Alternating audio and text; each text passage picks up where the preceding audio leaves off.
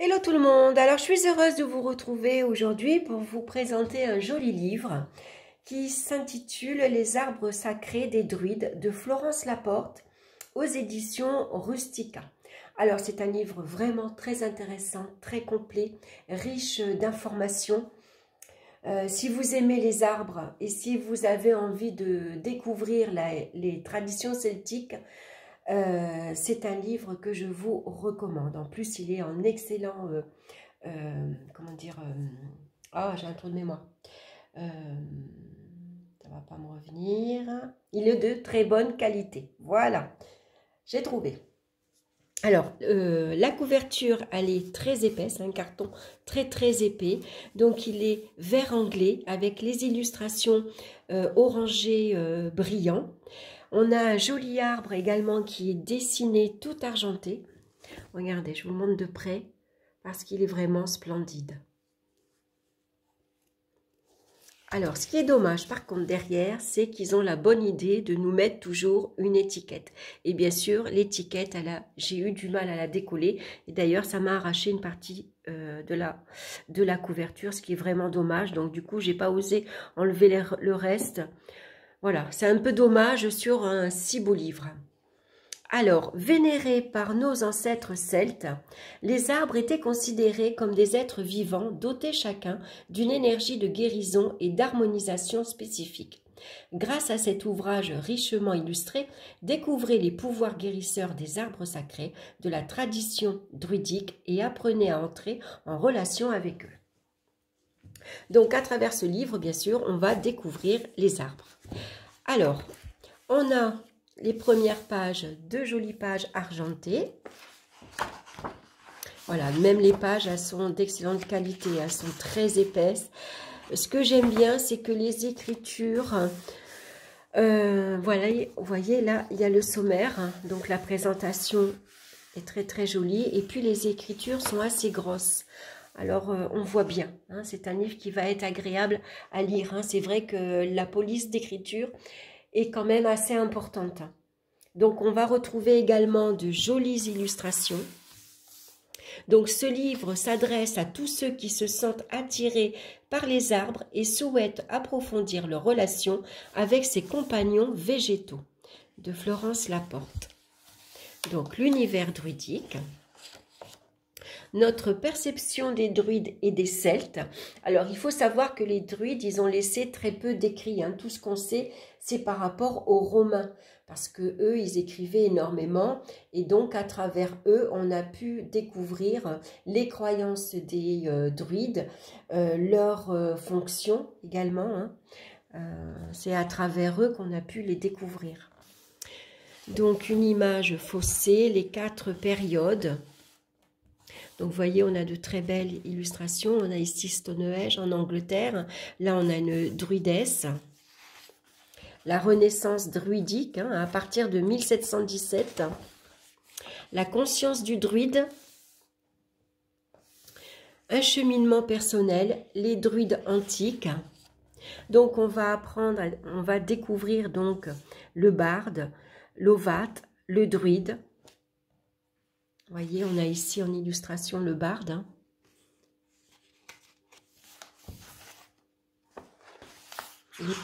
Voilà. La légende de la fontaine de la sagesse. Regardez, je bouge un peu le livre, que vous le voyez bien. Je filme avec le portable, alors je pense que c'est pas trop terrible quand même. Hein. La sylvothérapie de tous les temps. Alors, qu'est-ce que c'est la sylvothérapie? Du nom latin sylva qui signifie bois, forêt, nous propose d'expérimenter le contact avec les arbres et la forêt dans notre bien-être. Pour notre bien-être. C'est une pratique vieille comme le monde. Donc, la conscience des druides au cœur de la forêt sacrée. Les expériences actuelles, les bains de forêt, hein, donc je vous le recommande si vous habitez dans une région où vous avez des bois aux alentours, n'hésitez pas, hein, promenez-vous. Les arbres dans la tradition celtique. Donc il va nous parler ici de l'aubépine, de la noisette ici pour les Celtes. De nos jours, les bosquets servent toujours d'abri aux esprits de la nature. un calendrier et un alphabet consacré aux arbres. Donc là, on va avoir un calendrier druidique et puis on va retrouver la roue de l'année et ils vont nous parler des ogames. Donc la roue de l'année, regardez comme elle est belle. C'est très bien illustré. Alors je vais le rapprocher que vous le voyez bien parce que vous voyez par exemple pour le mois de janvier, l'arbre qui correspond est le bouleau. Et tout en haut dans le petit carré, on a l'ogame. Vous voyez, l'ogame, c'est des traits en fait. Hein. Regardez, c'est magnifique. Je crois que je vais la photocopier et je vais l'encadrer. Parce que je la trouve très très jolie. Donc vous voyez, c'est l'arbre de la lumière. Le sorbier, le magicien. Le frêne pour mi-mars et mi-février, mi-mars, l'équilibre des mondes. L'aulne est la force du printemps. Le sol est l'arbre lunaire. Vous voyez, on va voir tout ça. Donc ici, on retrouve les dates du calendrier druidique. Les 8 fêtes celtiques, donc on sait que décembre correspond à Yule, le 2 février, la chandeleur correspond à Imbolc, le 21 mars, l'équinoxe de printemps, on va retrouver le 1er mai pour la fête de Belthème, le 21 juin pour le solstice d'été, le 1er août, Lunazad, le 21 septembre, c'est l'équinoxe d'automne et le 1er novembre, ça correspond à Samhain, Halloween. Donc vous voyez, là, on va retrouver l'ogame. Alors moi, j'ai trouvé il n'y a pas longtemps à Action, si vous voulez vous faire vos propres ogames, j'ai trouvé ça. Vous voyez, c'est un sachet avec des petits ronds de bois. Donc je pense que pour certains, il faudra les poncer un peu. Alors, il y en a des plus ou moins grands, hein. Mais ce qui est intéressant, je pense que je vais les graver et je vais me faire mes propres ogames. Alors, les ogames, je crois qu'on peut les faire aussi sur des bois, des longs morceaux de bois, comme des baguettes. Hein. Sinon, il suffit de reproduire. Donc, je vais vous montrer de près. Voyez, ici, c'est un trait vertical avec des petits traits horizontaux. Voilà. Et qui correspond celui-ci au roseau. Donc, l'alphabet des arbres, donc l'ogame, on va savoir ce qu'est l'ogame. Le pouvoir guérisseur des arbres, les utilisations traditionnelles. Donc, la conservation des plantes, les offrandes, les précautions que l'on doit prendre avec les plantes. Les pratiques traditionnelles de guérison pour les plantes. Donc, les plantes, on va les utiliser de différentes façons.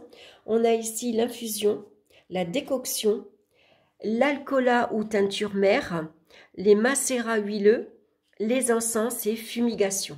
Donc, vous voyez, ça c'est intéressant de savoir comment on va pouvoir utiliser les feuilles, les fruits, l'écorce, les fumigations. Donc, l'énergie de l'arbre, les bouquets de protection, les élixirs floraux, la gémothérapie, c'est l'utilisation médicinale des bourgeons sous forme de macérats glycérinés. Le matelas, coussin et sachet, les bains aux plantes, le contact direct avec l'arbre. À la rencontre de l'arbre, donc entrer en relation avec un arbre, créer un lien d'amour. Donc, pour aller à la rencontre d'un arbre, soyez seul, libérez votre mental et mettez-vous à l'écoute de vos sentiments.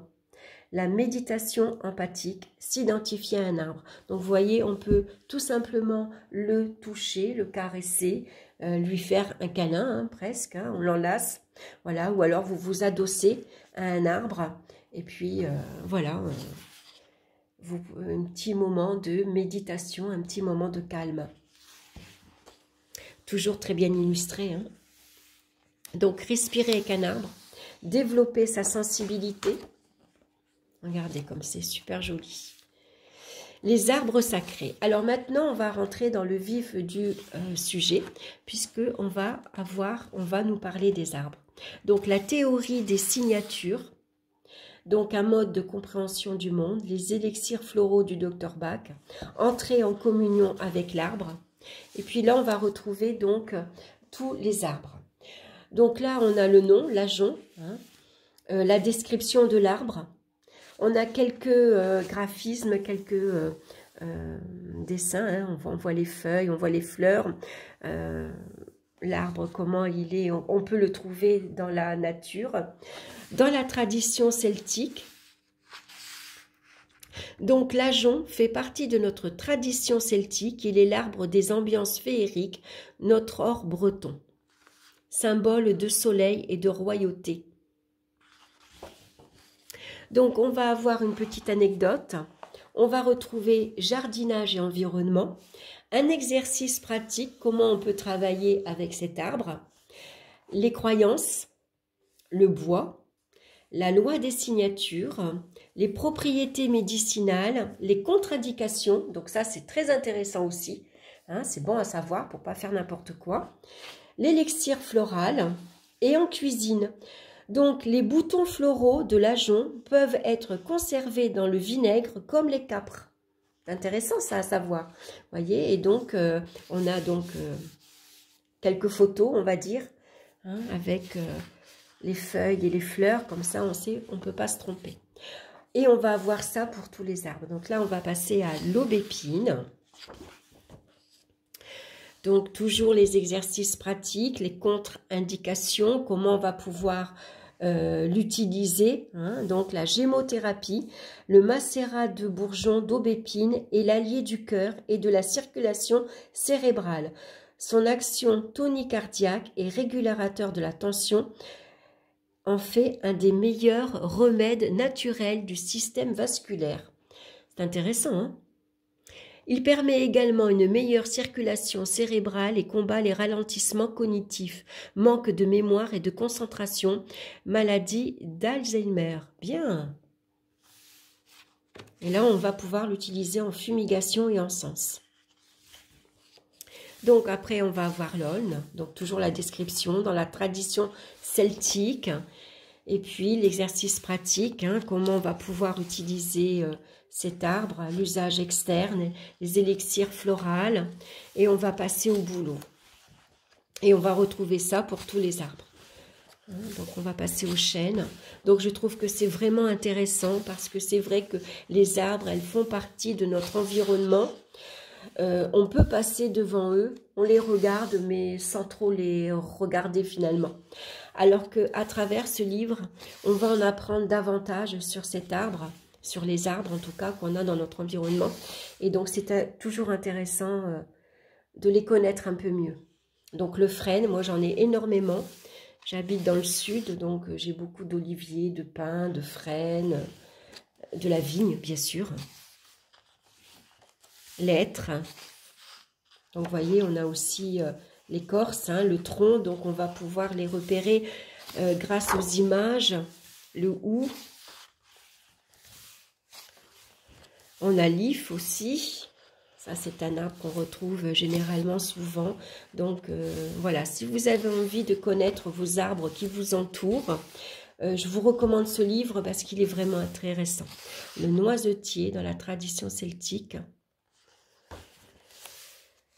Les croyances, l'élan amoureux et fertilité, le bois en cuisine, la loi des signatures. Alors, on va le lire, la loi des signatures. Dans la théorie des signatures, le noisetier a plus d'un tour dans son sac. Voici quelques pistes de réflexion. Il est connu comme étant le meilleur bois pour faire circuler l'énergie, alors que sur le plan médicinal, on l'utilise pour soigner nos problèmes de circulation. Les Celtes disaient du noisetier que son énergie calme, fortifie et clarifie l'esprit.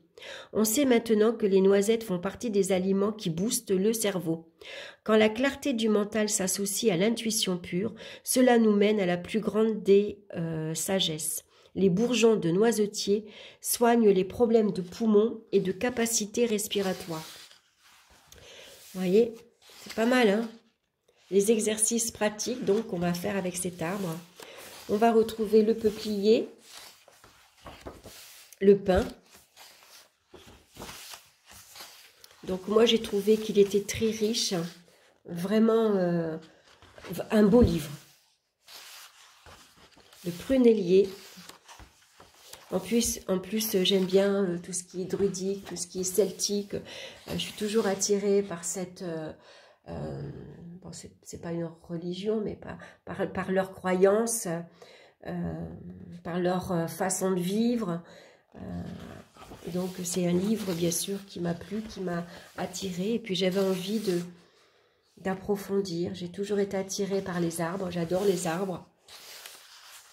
Et j'ai de la chance d'ailleurs d'avoir une maison avec un arbre devant la maison. J'en ai toujours rêvé, et voilà, à croire que, on dit toujours que il suffit de le vouloir très fort, hein, on dit toujours que la loi d'attraction marche, mais c'est bien possible, puisque quand j'ai cherché une maison à louer, voilà, j'avais des arbres devant la maison, et notamment des frênes. Le sureau. Selon la tradition celtique, le sureau abritait le petit peuple de la forêt. Alors ça, c'est une gravure d'Édouard Robert Hugues. C'est très joli, hein, le petit peuple. J'en ai en plus. Je me demandais qu'est-ce que c'était ces petites fleurs blanches. J'arrivais pas à trouver. Et quand j'ai vu cette gravure, je me suis dit, ah d'accord, c'est des sureaux. Je me demandais qu'est-ce que c'était ces petits fruits un peu noirs et rouges. Voilà, donc j'étais ravie voilà, de le retrouver dans le livre, et je vais pouvoir... alors, je ne me rappelle pas de tout, bien sûr, il va falloir que je le relise. Mais voilà, je suis intéressée, contente. Comme la vigne, moi je suis entourée énormément de vignes. Dans la tradition celtique, je vais pouvoir... voilà, c'est l'élixir floraux. L'élixir floral de vigne fait partie des 38 fleurs de bac qu'il est recommandé pour assouplir le tempérament, prendre du recul et lâcher prise, en laissant aux autres la liberté d'agir comme ils l'entendent, même si cela ne correspond pas à nos croyances et à notre façon de voir les choses. Bien.